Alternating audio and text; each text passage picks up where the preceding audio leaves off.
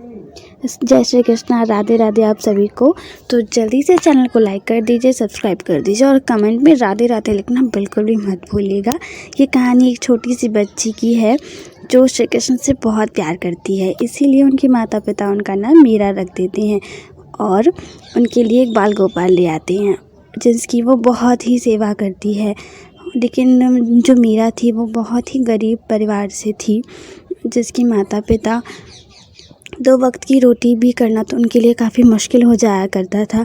उसके माता पिता जो थे, उनकी माँ दूसरों के घर में बर्तन साफ़ करती थी और पिता उनकी सब्जियां लगाया करते थे और वो बहुत ही गरीब थी। वो एक छोटी सी कुटिया में रहा करती थी। एक बार की बात है जब काफ़ी रात का समय था, तभी मीरा के घर में बहुत ज़्यादा बारिश होने के कारण बहुत ज़्यादा मीरा के घर में पानी भर जाता है और मीरा की कुटिया टूटी थी, इस वजह से सारे घर में पानी बहुत ज़्यादा भरता चला जाता है।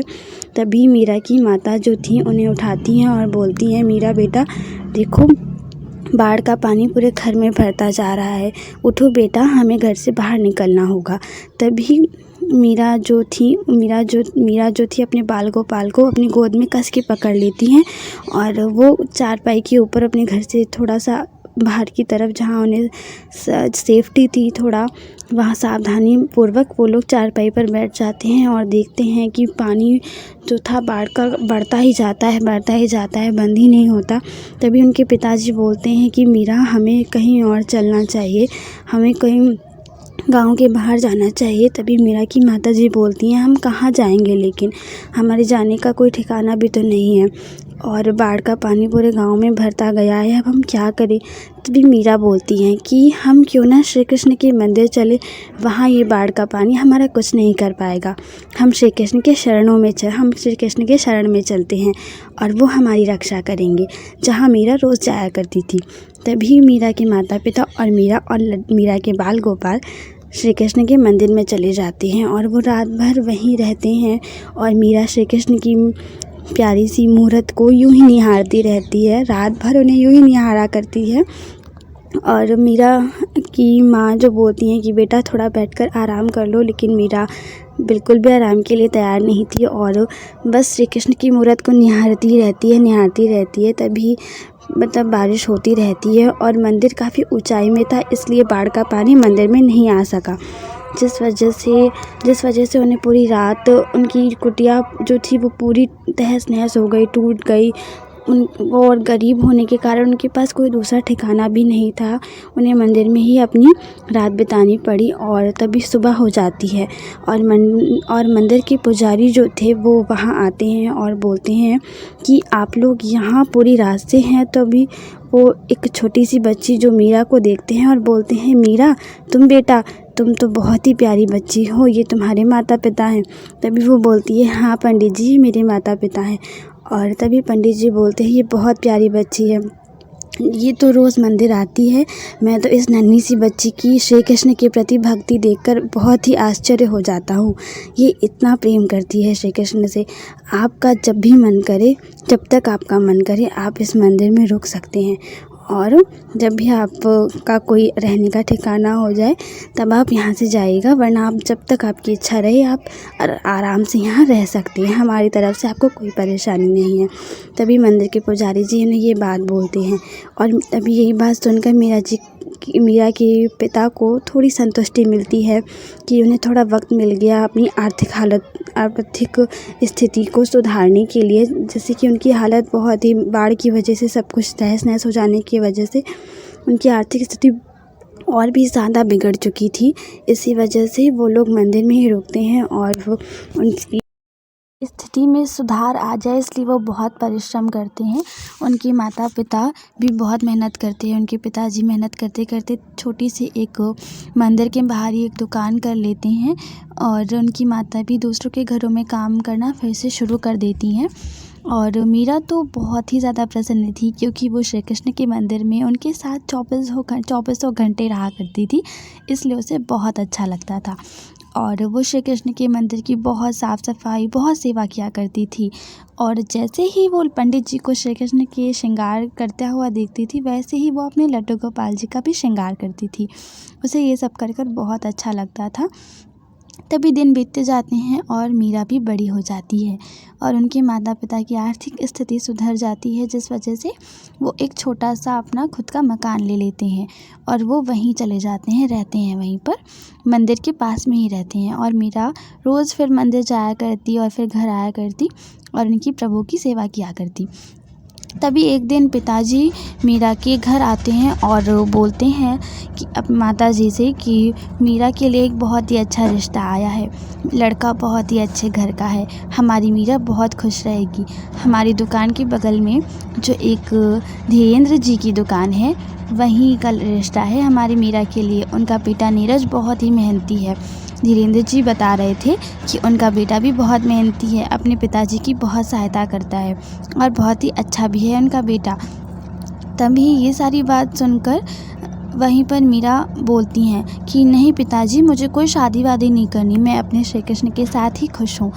तभी मीरा के पिताजी बोलते हैं कि नहीं बेटा, शादी तो सबको करनी पड़ती है, हमारी स्थिति तो तुम जानती हो ना बेटा, इतना अच्छा रिश्ता आया है और हम इसे ठुकरा नहीं सकते। बेटा तुम्हें शादी तो करनी चाहिए ना, हमारी स्थिति तो तुम जानती हो और वो कोई दहेज भी नहीं ले रहे हैं। बेटा तुम तैयार हो जाओ विवाह के लिए।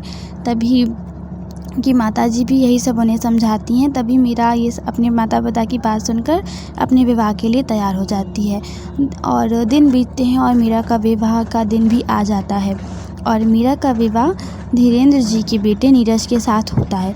जब मीरा विवाह कर घर जाती है तब वह देखती है कि धीरेन्द्र जी ने जो बताया था उससे उल्टा, उससे कई गुना फ़र्क था उनके बेटे में। उनका बेटा बहुत ही गंदा इंसान था, वो बहुत ही शराब पीता था, 24 घंटे शराब में ही डूबा रहा करता था और उसके अंदर बहुत बुरी आदतें थीं।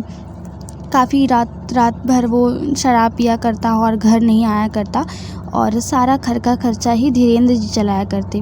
शादी के 1 महीने बाद धीरेन्द्र जी की बहुत ज़्यादा तबीयत ख़राब हो गई, जिस वजह से उन्हें घर पर आराम करने लगी और कुछ दिन बाद उनकी मृत्यु हो जाती है। और उनका बेटा इतना ज़्यादा बिगड़ा हुआ था कि अपने पिता की मृत्यु हो जाने के बाद भी उसमें कोई सुधार नहीं आया। उसकी आँख का पानी इतना ज़्यादा मरा हुआ था कि उस पिता की मृत्यु हो जाने के बाद उसने अपनी पिता की आखिरी निशानी दुकान को बेचकर उन पैसों से भी वो शराब पी गया और मीरा की स्थिति और ज़्यादा बिगड़ गई। अपना घर का खर्चा चलाने के लिए मीरा भी दूसरों के घरों में काम करने लगी, लेकिन उसे बहुत ज़्यादा दुख था इस बात का कि वो अपने बाल गोपाल की सेवा अब उतनी ज़्यादा नहीं कर पाया करती थी। तभी एक दिन मीरा जब शाम को घर से दूसरों के घरों से काम कर वापस लौटती है, तभी वो देखती है उसके पति पैसे ढूंढने के लिए घर का सारा सामान यहाँ वहाँ फेंकते हैं। तभी वो लड्डू गोपाल को फेंकने जा रहे होते हैं। तभी मीरा उनका हाथ पकड़ लेती है और बोलती है कि आपकी हिम्मत कैसे हुई मेरे बाल गोपाल को हानि पहुंचाने की, आप ये सब क्यों कर रहे हैं, आपको अभी भी शर्म नहीं आती? मैं दूसरों के घर काम कर रही हूँ और मैं कुछ ही दिनों में माँ भी बनने वाली हूँ, आपको फिर भी शर्म नहीं आती? तभी मीरा के पति मीरा को मारते हैं और उससे सारे पैसे उसके ले लिया करते और शराब पी लिया करते। तभी ये सब करते करते मीरा का पति एक दिन बहुत ज़्यादा बीमार पड़ जाता है और तब उसे अपनी गलतियों का एहसास होता है कि मैंने कितना गलत किया।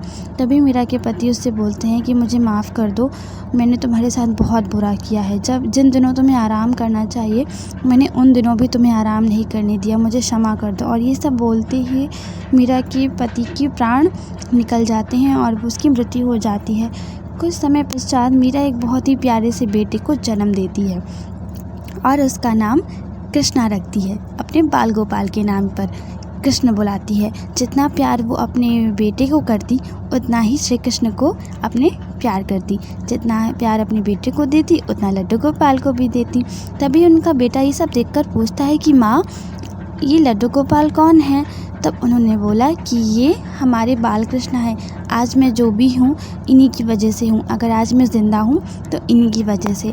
तभी उनका बेटा अपनी माँ के अच्छे संस्कार के कारण उनका बेटा भी बहुत पढ़ता लिखता है और पढ़ लिख कर सरकार से स्कॉलरशिप प्राप्त करता है और पढ़ने के बाद जब वो बड़ा होता है तब वो एक डॉक्टर बनता है।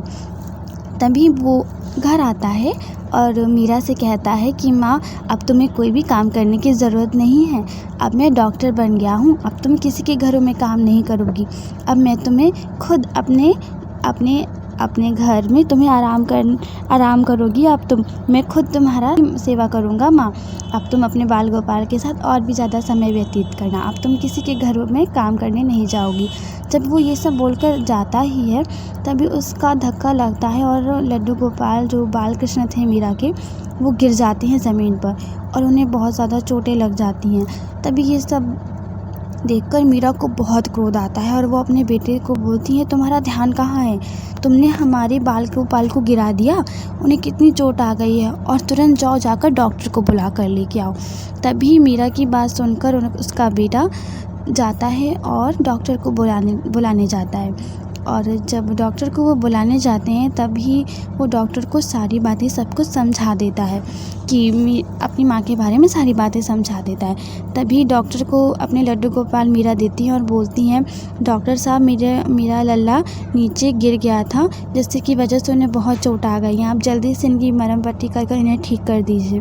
तभी डॉक्टर मीरा के बेटे की तरफ देखते हैं और मीरा भी अपना सिर हिलाती है और बोलती हैं ठीक है। तभी बोलती हैं, डॉक्टर साहब आपका बेटा भी तो डॉक्टर है, तो आप उनसे क्यों नहीं तब क्यों नहीं सही करा लेती। तभी उन्होंने बोला कि नहीं, मैं अपने बेटे से नहीं, मेरा बेटा बहुत बुरा है, उसने मेरे बाल गोपाल को गिरा दिया, मैं उससे बहुत नाराज़ हूँ, आप ही मेरे लड्डू गोपाल को ठीक करो। तभी उन्होंने बोला, अच्छा माँ जी आप परेशान ना हो, मैं बाल गोपाल को ठीक कर दूँगा। तभी मीरा की माँ गुस्सा होकर बोलती हैं कि आपने ये जो गले में आला लटका कर रखा है, ये किसने लटका कर रखा है?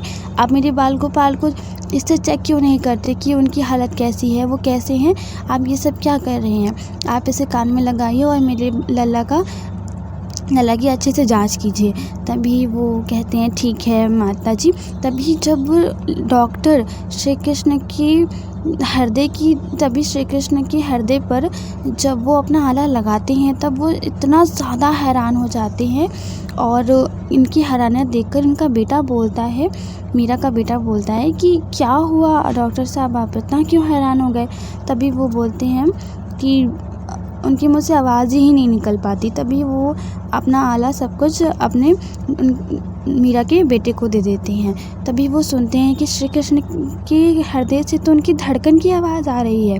तभी ये सब सुनकर मीरा सबका आश्चर्य चेहरा देखती है, तब वो थोड़ा घबरा जाती है कि क्या हुआ, कहीं मेरा लल्ला बहुत ज़्यादा बीमार तो नहीं हो गया।